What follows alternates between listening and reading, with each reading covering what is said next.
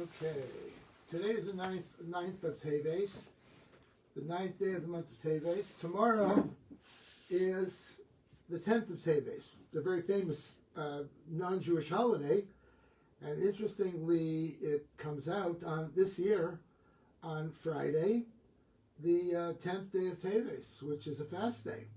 It's one of the minor fast days of the year, but nevertheless, it is a fast day.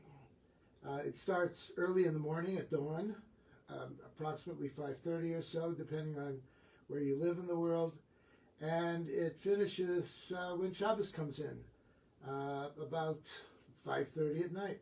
It's the shortest fast day of the year because the days are the shortest, so it's only about a 12-hour fast. And it's a minor fast day, which means that if a person is not feeling well, even if their life is not in danger, they can still eat. It's not a major fast day like Yom Kippur, and even not like Tisha B'Av, the 9th of Av in the summertime. But nevertheless, it's significant and it's important. And everything that we do in Judaism is important. Everything has great significance to it, and nothing is minor. You know, one of the things that bothers me every year at this time of year is that when liberal rabbis come along and say, well, Hanukkah is a minor holiday compared to Christmas, which is a major holiday for non-Jews. And we just make it a major holiday because of the non-Jewish holiday. Well, I don't agree with that. I think that's a very poor way of putting it. And I don't think it does a service to the Jewish people to call Hanukkah or any holiday or any law in Judaism or even any custom a minor thing and not an important thing, because everything is important, everything is significant. Certainly at this time of year, we just finished Hanukkah. Hanukkah was important. During this time, what was more important? Passover? Passover is not important because it doesn't come at this time of year. The mitzvah of the day, so to speak, is Hanukkah. That's what it's all about. So Jews should be observing at that time Hanukkah. It's over now, but that is what we're supposed to be doing, to the exclusion of every other holiday and every other thing that we're doing.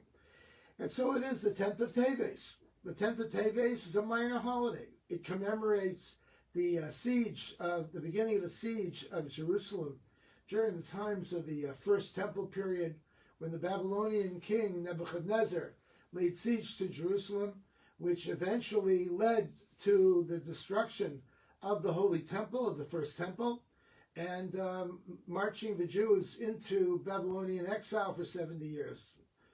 And it's observed. It's observed as a fast. Granted, it's a minor fast. Granted that if you're not feeling well, you don't have to fast that day. But nevertheless, it's significant.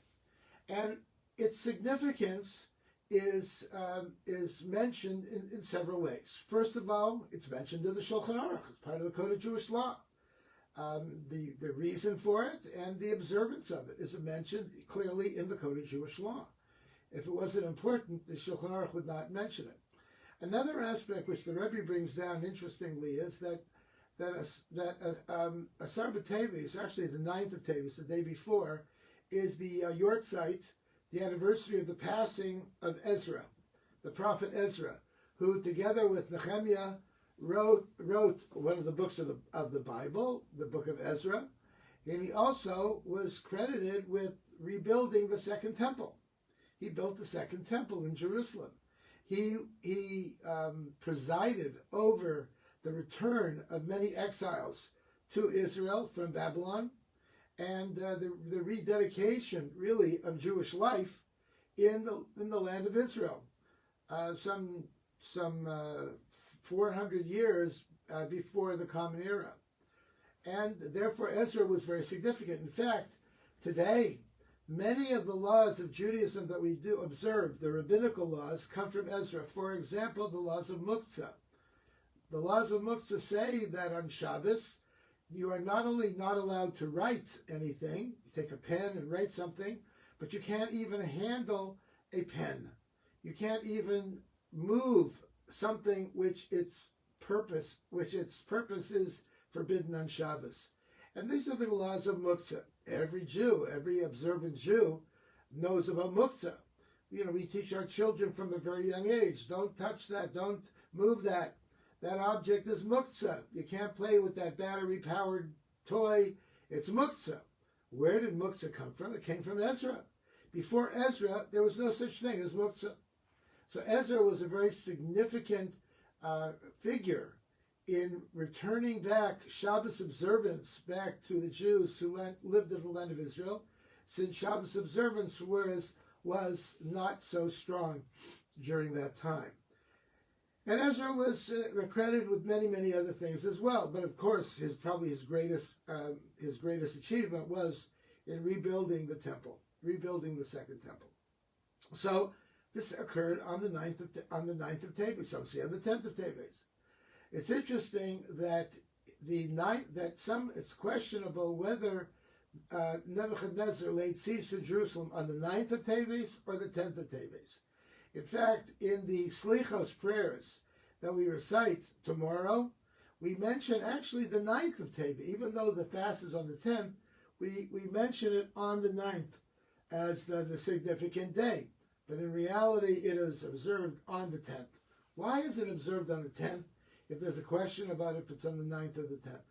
And the answer is that when the majority of the Jews observe, when they take upon themselves to observe something, it is incorporated in halacha, in Jewish law, or in custom. So we know that there are different ways that we decide a law.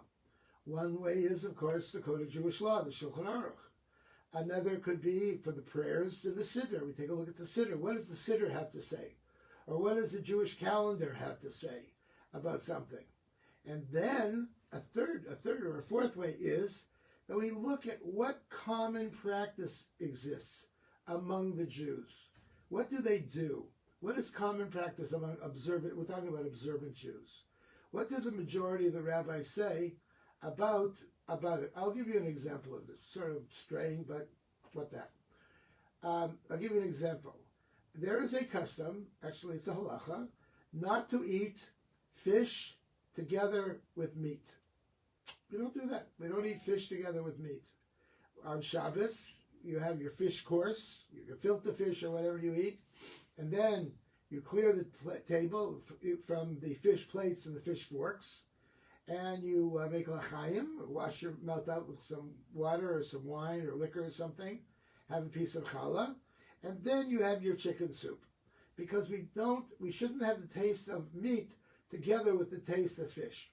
We also don't eat fish together with milk. The Code of Jewish Law says you shouldn't eat fish and milk together. Why? Because it's not good for your health. That's what the Code of Jewish Law says. It's not good for your health. However, it's interesting. Fish and cheese, okay. Many people don't do that either. But fish and milk, no. And the Code of Jewish Law explains, the commentaries, the Shach and the Taz explain why. They say, well, it's an old wives' tale, so to speak. Nothing personal against wives, but it's an old bubba maisa, as you say. It's not really any substance to it, and it goes on and explains that really they made this up, and it went on and on and on. But then at the very end, it says, nevertheless, do it or don't do it.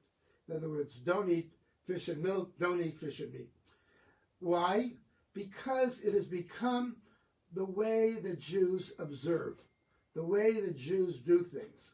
And therefore, it's significant that when Jews take upon themselves to do something, and it's observant, it's something that observant Jews do, we do it.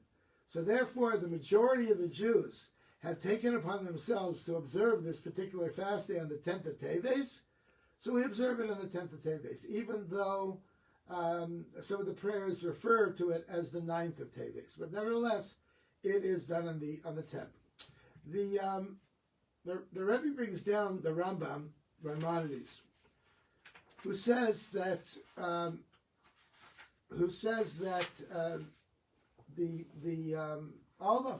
the holidays, all the fast days of the year are when Moshiach comes, they will be transformed into very joyous days, very happy days. They'll be very, very great happy days. Of course, among the greatest of them will be Tisha B'Av, the 9th of Av, during the summer. It will be transformed into a happy day. In fact, we are told that Moshiach himself will be born on Tisha B'Av, or some say conceived on Tisha B'Av. So it will be a very, very joyous day, a very happy day. But does that mean that it will not be observed anymore? Well, some say it still will be observed. Others say it won't be observed. Those that say it will no longer be observed, I think the Rambam holds that way, believe nevertheless that the significance of the day, the importance of the day, the meaning of the day will continue.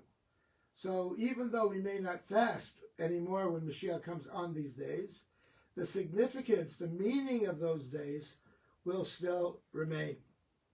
And that is a significant thing to accept as well. What is the significance of these days? What is the importance of these days? So it says here, the king of Babylon symbolizes our situation in Golus. This is what the Rebbe says.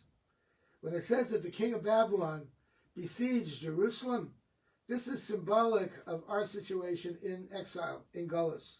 When the siege begins against the walls, it symbolizes the worst situation, the beginning of a series of tragic events, but the true purpose is to reach the good aspect of raising the fallen and add strength to Yerushalayim. That even though Babylon conquered Israel, at the end, Babylon was conquered by the Persians, and in fact they no longer exist anymore. And Israel was successful. Israel came out of this in a very successful way, which is an amazing thing. 2,500 years after the siege of Jerusalem by the Babylonians, go to Israel. See what Israel is all about. I think that if Ezra was alive today and he were to take him to see what Israel looks like today, Tel Aviv, Yerushalayim, Tzfat, Eilat, everywhere, he would be astounded, absolutely astounded at what has been accomplished during these years and how God has done wonders and miracles throughout the years and rebuilt Israel as literally as never before. It's an amazing thing.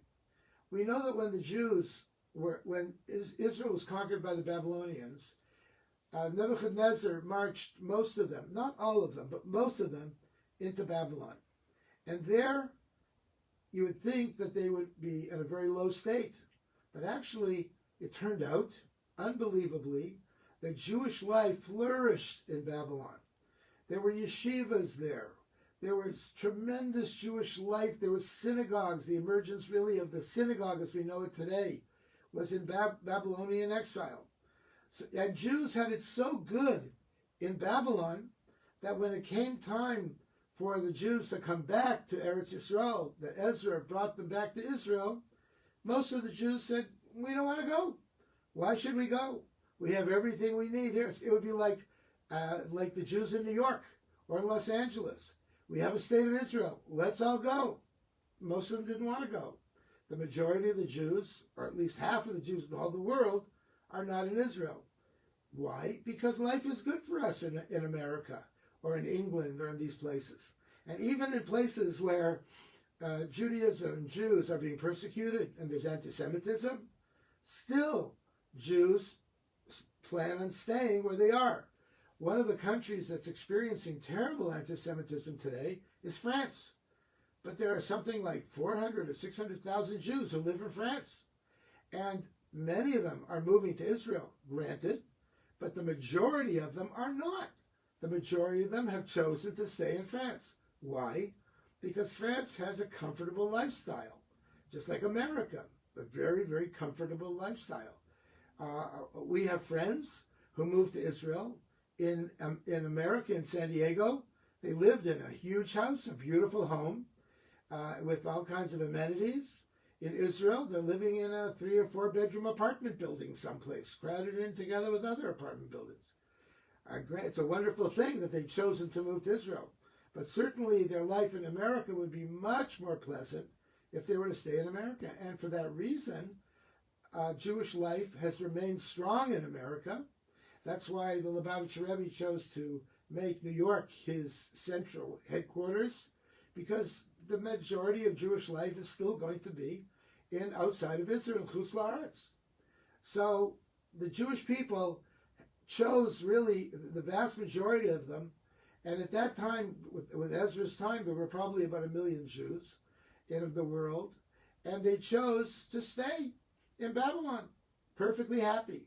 And they stayed there for thousands of years until the 1950s, when the emergence of the state of Israel came about, and the non-Jewish dictators in places like Syria and Iraq and places like that, they persecuted the Jews terribly, and they, in many cases, threw the Jews out.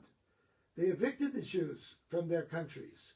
I know someone who was from Egypt and had a wonderful life. The Jews had a wonderful life in Egypt before the state of Israel. But then Nasser came about, and persecution came about, and the majority of the Jews all left. It wasn't so like that in Babylon. Babylon's today modern Iraq. And the Jews had a wonderful, very prosperous life in Iraq. They had great yeshivas in Surah and Pompadisa and other places, synagogues, and Jewish life absolutely thrived in these places. So when it came time to go to a desolate wasteland like Israel, full of malaria and problems there and hardships, only about 33,000 Jews chose to leave and to move to Israel and to go there. Life was hard. Life was difficult. But nevertheless, the Jewish people who went there had faith in God, and they built Eretz Yisrael back up again. So the lesson, really, as the Rebbe points out, is to learn from our tragic events and not to wallow in them, not to just to be miserable and unhappy in these tragic events, but to learn from them and to get ourselves out of them, raise ourselves up, and really accomplish. And indeed, that is what the Jewish people have done. Throughout history, no people in history have been persecuted like the Jews. In fact, it's said that anti-Semitism is the oldest form of hatred in the world. The oldest form, dating back some 4,000 years from the times of Abraham.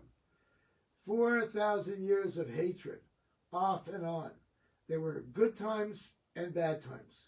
But even when we had bad times, we were able remarkably to get ourselves up from those bad times and to rebuild and to make sure that our Jewish life would be strong again and prosperous and full as never before. And each time, interestingly, that we got ourselves out of those ruts, we rebuilt in a greater way.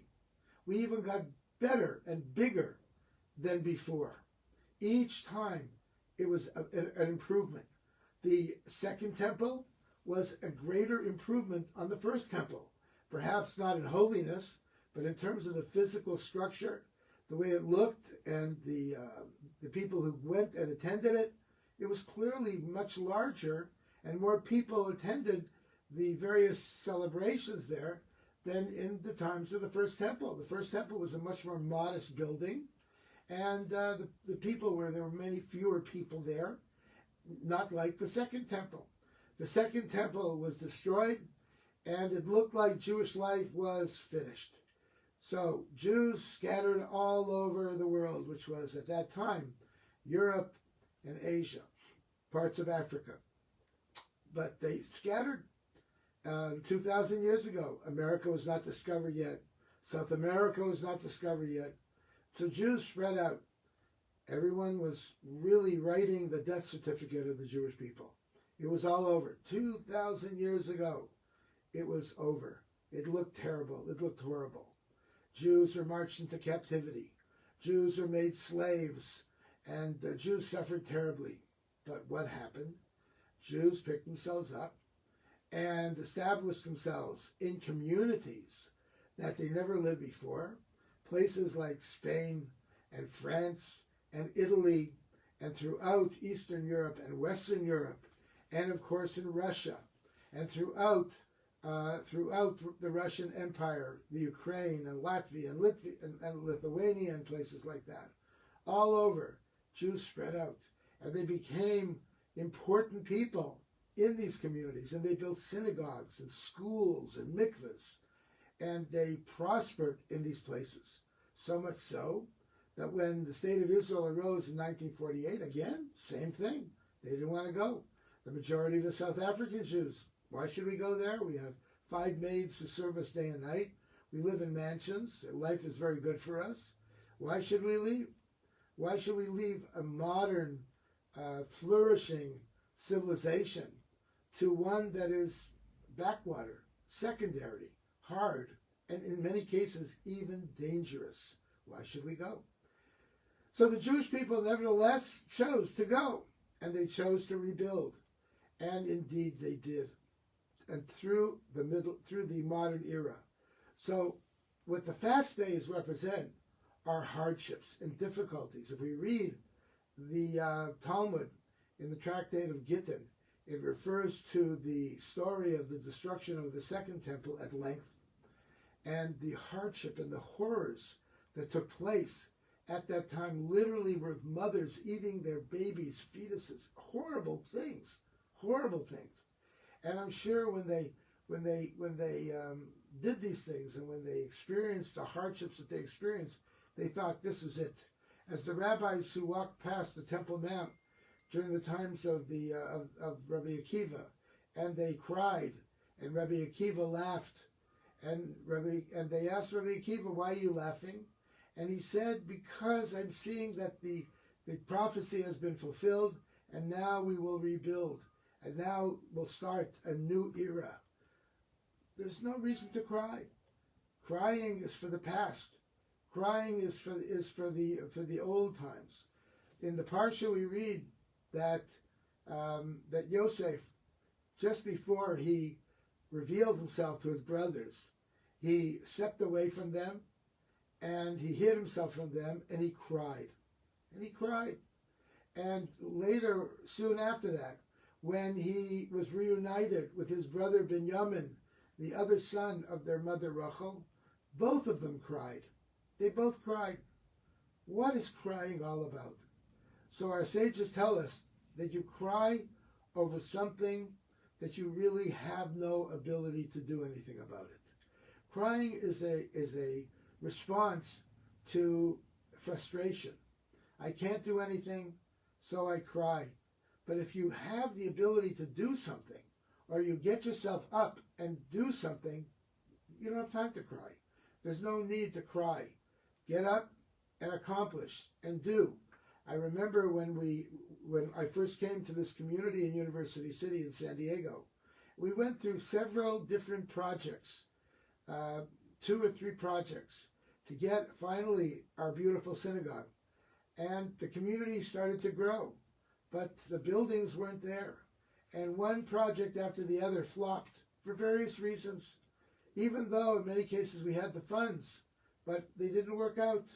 In one project, the city would not allow us to build there. There was an easement, the problems. In another place, the zoning was a problem. And each time the project failed, we could have just sat back and cried and cried and cried. But in reality, we didn't do that. We got ourselves up. We said, okay, let's figure this out. Let's try to get ourselves out of this rut. We know that when Yosef was reunited with Binyamin, he cried and Binyamin cried. Rashi explains that Yosef cried over the holy temples that were to be built and destroyed in the land of Binyamin. And Binyamin cried for the Mishkan Shiloh that was to be destroyed, that was in the area of Yosef. Why didn't they cry? The Rebbe asked the question, why didn't they cry for their own temples? Why did they cry for the other one's temple? And the answer is The Rebbe points out that they cried for the other one's temple because they couldn't do anything about that. It was not in their domain to do anything about it. But their own temple, they could do something about it. So for that, there was no need to cry. For that, they had to do something about it. So that we only cry when we can't do anything. When something is a situation where we're stuck and we can't move, we can't do anything about it. But if we have the ability to accomplish something, we accomplish. We work hard at it. We do it. You know, as a member of the Chabad community and the Chabad movement, I could tell you many, many stories about how young shluchim, young rabbis, were sent to communities. And for many years, they experienced hardship in building their communities, in acquiring proper land and zoning and building permits and all kinds of things to build a beautiful Chabad house, a beautiful building. And for many reasons, just like the reasons we went through here in San Diego, they went through problems. In San Diego, we purchased many years ago a beautiful large plot of land, and for many years it took before we finally got the zoning and the city's permission to build our beautiful school, the Chabad Hebrew Academy. It was not easy. It took a lot of work, a lot of money, a lot of sweat and everything to do it. But we did it, and it was an amazing accomplishment, and it continues to this day, that we now are growing and we're building more and we're accomplishing more. Even though at first it looked bad. It looked terrible. I remember many times we would go to city council meetings and there was opposition to them and difficulties to them. But indeed, we won. Dida Natsach. Eventually, we were successful. The same thing with our Eruv in University City. It took 15 years and almost $100,000 before we were able to put our Eruv up. Tremendous opposition to it. And after many meetings of city council members and board members, we almost cried because we felt there was nothing we can do about it. But we felt, why are we crying? Do something about it. Get going on it. The Rebbe's influence was always go further. L'chavchila ariber. If you can't, they say, if you can't go under, you go over. But I say, ideally, go over. Conquer. Get over the stump. You will accomplish if you can. So therefore, the potential, he says, for even greater heights is also there in these fast days. Through divine service of transforming darkness into light, which is a common Hasidic metaphor, and bitterness to sweetness, for then sins become like merits, the promise is fulfilled, and the night will glow like the day. So there's tremendous potential. So whenever any tragedy happens with us, whatever it may be, we always have to look at the positive. We have to look at the good. Sometimes it doesn't look good. Sometimes we can't figure out what the good is. Why do the good suffer? Why do the wicked prosper? We don't know. In many cases, we really don't know. But God knows. And God has a plan for all of us in these things. And eventually, either sooner or later, we will discover what that plan is, and we will see. An amazing thing I always tell people with this building that we're in right now, that we're showing this video from our beautiful library here in University City in San Diego, this building originally was a bank building. And we all did our banking here. It was a Bank of America. I used to come here myself, do my banking here. If you were to ask me, we're in San Diego since 1980, in University City since 1986. In 1987, 1988, if you were to say to me, Rabbi, in this community of yours, pick a building. What building do you want? If you had any building in the entire community, which building would you choose? Without a doubt, I would pick this building. It was centrally located, right in the middle of the community, where people were starting to move into the community. Some people were going to the west, some to the east, some to the north, some to the south. This was centrally located. Couldn't have been any more centrally located. It was also affordable. It was the amount that we could afford. And it was also the size that we needed. It was a perfect size. It was a nice sized building. And it was easy to transform this building and make it into the proper synagogue and educational center that we needed. It was perfect. But who was to know? It was to take another 14 years, going through many different projects that failed, as I mentioned earlier, until eventually God gave us this building. God gave us this building with the blessings of the Rebbe and the blessings of all the people in the community who fought for it. God gave us the most remarkable building. And all too often it works out that way. When we think that it couldn't be any worse, it turns out to be better. Sometimes it turns out to be worse than that, but then it turns to be better. Because once you go down, you really can't go down much worse. The only place you can go is up. So when things happen to us and things look harsh, can you imagine in the times of the Babylonian exile, King Nebuchadnezzar was besieging the city. There was lack of food. There was hardship during that time.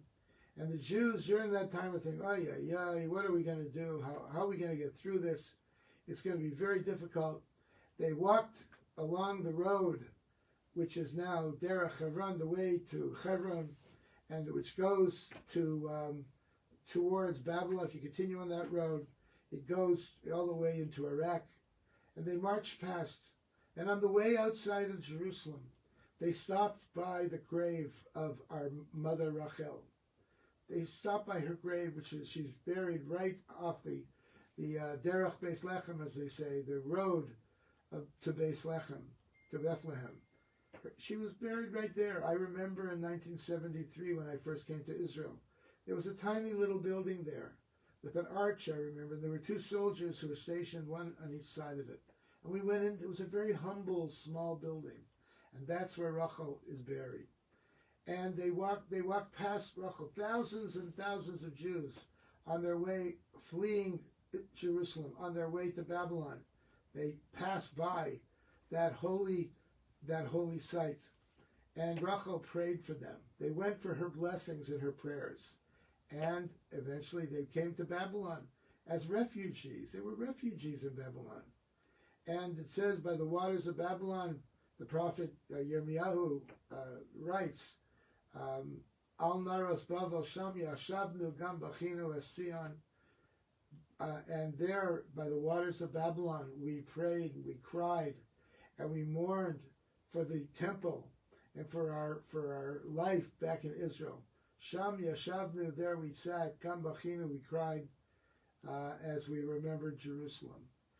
But we got to Babylon, and after a few years, life turned out to be pretty good over there.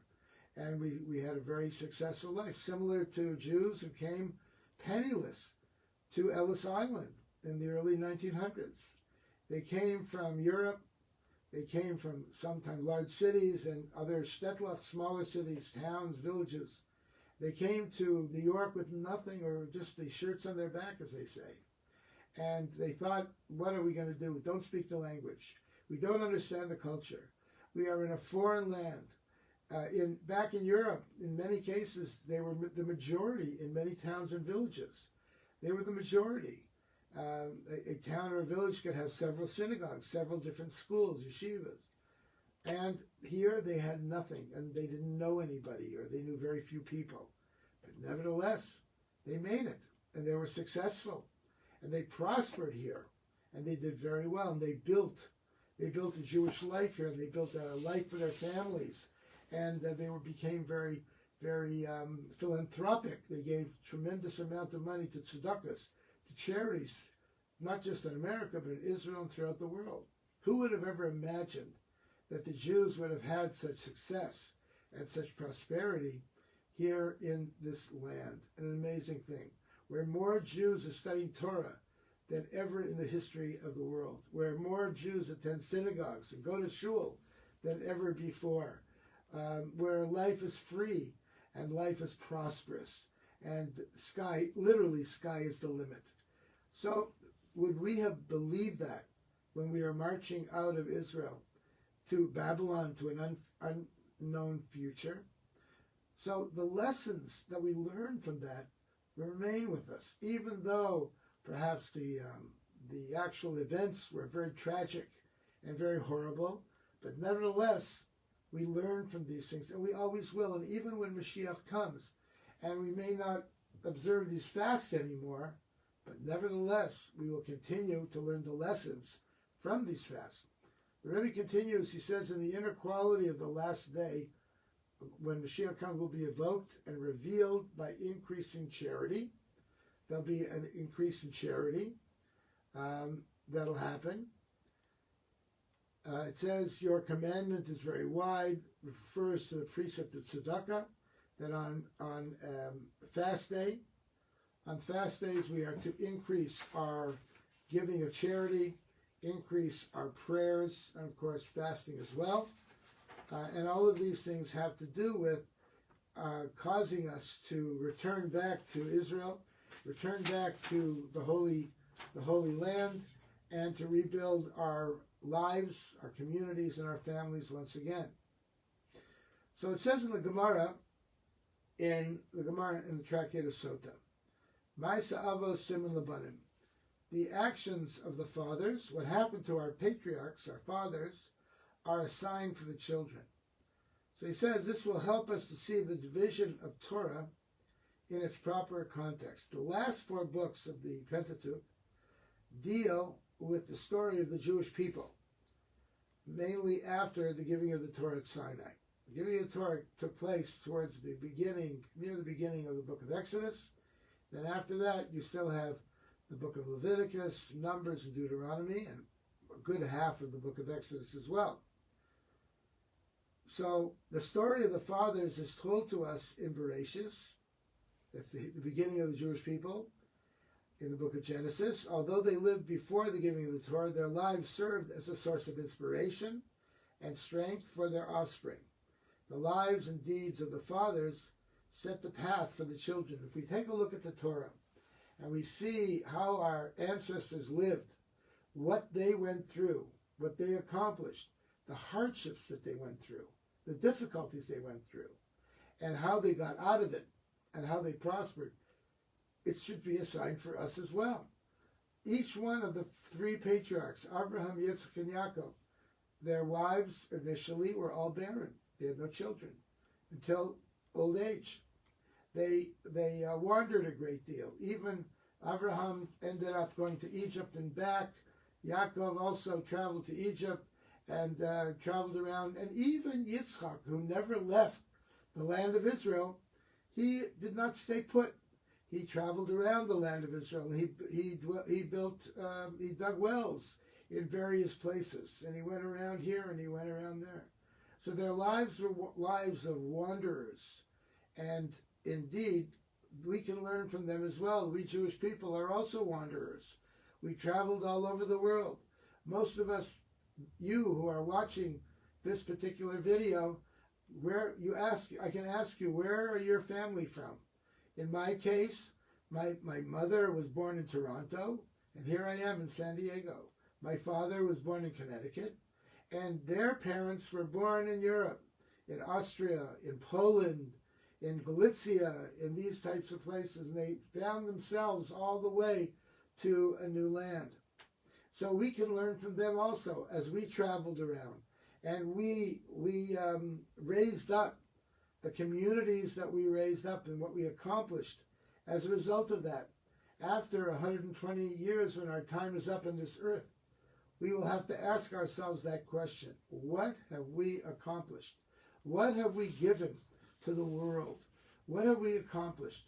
Have we raised up families that are observant Jews, are dedicated Jews? Have we contributed to our societies, not just our Jewish society, but our overall society by making the world into a better place? Indeed, how have we contributed to progress and to prosperity and to ethical behavior? Have we done all these things? What have we accomplished? Each one of us must have accomplished something in our life. I remember reading an article a number of years ago in the Jewish press There was a columnist named Morris Mandel, may he rest in peace. He was a psychologist, and people would write him letters asking him for advice on various issues. I used to read him all the time. One time, an old man wrote to Dr. Mandel the following question. He says, I am an old man, and my wife just recently died. And I'm concerned that when my time comes, I'm not involved in any synagogue or any communal organization. I keep to myself. I'm a very quiet person. I stay home much of the time, except when I have to go shopping. And I keep to myself. I watch television much of the day. I'm worried that when my time comes to die, no one is going to be able to mourn for me. I have no children, he said, also. He has no children. And his brothers and sisters are all gone also. He's an older man. There's nobody left. There's no friends. There's no relatives. There's no children. There's no one. So he wants to know if he thinks he heard that in Judaism, you can hire professional criers. They were called criers.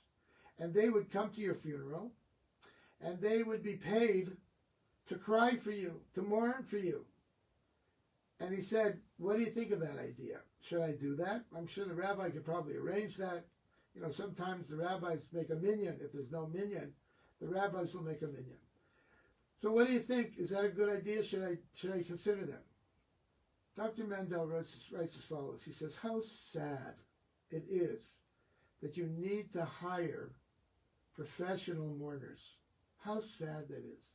That there is not one person in the world who will wonder, where are you? We haven't seen you around. We should check up on you. He was such a good man. He used to do things. He helped people. He fed the homeless. He used to give birdseed to the birds in the park. Is there anybody around who could say anything good about you, who knew you? How sad it is that there is no one like that. That's a very sad thing. So he said, so now it's not too late. It's not too late to get involved. Start going to shul. Come to morning minyan. Start coming to programs and classes and organizations and doing things so that when you're missing, when you're not well one day, people will ask, hey, has anybody seen Shlomo? Where's Shlomo? We haven't seen him around. Here in synagogue, we have a minyan every morning and every evening. And we have, most of the people who come to the synagogue are regulars. They are regulars. They come every single day. There are some people who come 2-3 times a day, 2-3 times a week, maybe 4 times a week. There are some people who only come in the morning. Some people only come in the evening. But when they're away, we call them. I call them, or one of the members calls them, hey, is everything okay? Are you feeling all right? We haven't seen you around. What's doing? And they say, oh, I took a little vacation. We went traveling. Or, well, to tell you the truth, I haven't been feeling so good. These days with COVID, we want to know. God forbid a person could be home and laying on the floor dying. And no one will know that. No one would know that at all. So we have today these bracelets that people put on. But it's a bad substitute for a human being calling them and keeping up with them and finding out what's with them, what's happening with them. So it's not too late to do that. Get involved. Do something. When you come to Minyan, you may think you're doing the shul a favor. You're doing the shul a favor, but in reality, the shul is doing you a favor by keeping up with you and making you part of our community so that we care about you. If you're not well, we will bring you food. If you're a woman, you had a baby, or your wife had a baby, we'll provide food for you for a couple of weeks, 2-3 weeks, if longer, if you need it. When the virus goes down, we'll visit you. We'll see to your needs. We'll take care of your children, and we will make sure that we'll take them off of your hands to give you a little break from time to time. If you need help financially, we're here for you as well. If a person is having a hard time, people know about it. If a person is out of work, there are people in the community who can help you to find a job. If your children need shidduchim, they need to get married.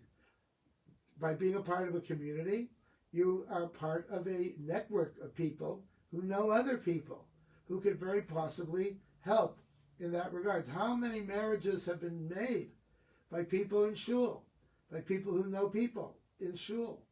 So the fact is that all of these things are so necessary and so important. And when things happen to us, don't look at the negative, look at the positive. But we must look at the positive as well. So by connecting with a community, being part of a community, we make ourselves better. And the community is there for us. So getting back to the 10th of Teves. So the 10th of Teves is a fast day. It's a day that we're tired, we're hungry, but nevertheless, we come to shul. We do a mitzvah. We give tzedakah. We pray a little extra. And in this case, this year, the 10th of Teves goes right into Shabbos. And Shabbos is, of course, the happiest of all the days of the year. There's nothing like Shabbos. Shabbos is a beautiful, beautiful day. So the fact is that it's a joyous day. And by being part of Shabbos, you're part of a community. And we come out of the sad fast day rejoicing on Shabbos, and the fasting and the sadness and the mourning is all away, and even Gullus, even exile is away. Even Gullus is away. Why? Because Shabbos is Me'ein Olam Haba. It's a little taste of the world to come. So we come out of the fast day, and right away, immediately, we go into Shabbos. And we go into Geula, redemption. And we even have a taste of Moshiach during that time. So let us hope that this year, the 10th of Teves, should be an uplifting fast for you if you are fasting. And we should learn from the past, and we should not be discouraged or depressed from things that happen that are not so positive and not so happy. But eventually, right after it, we will see Shabbos, and we will gain from Shabbos. And may Moshiach come immediately, speedily in our days, when all the fast days and all the sorrows and all the disappointments will go away. Good Shabbos, everyone. Good Shabbos.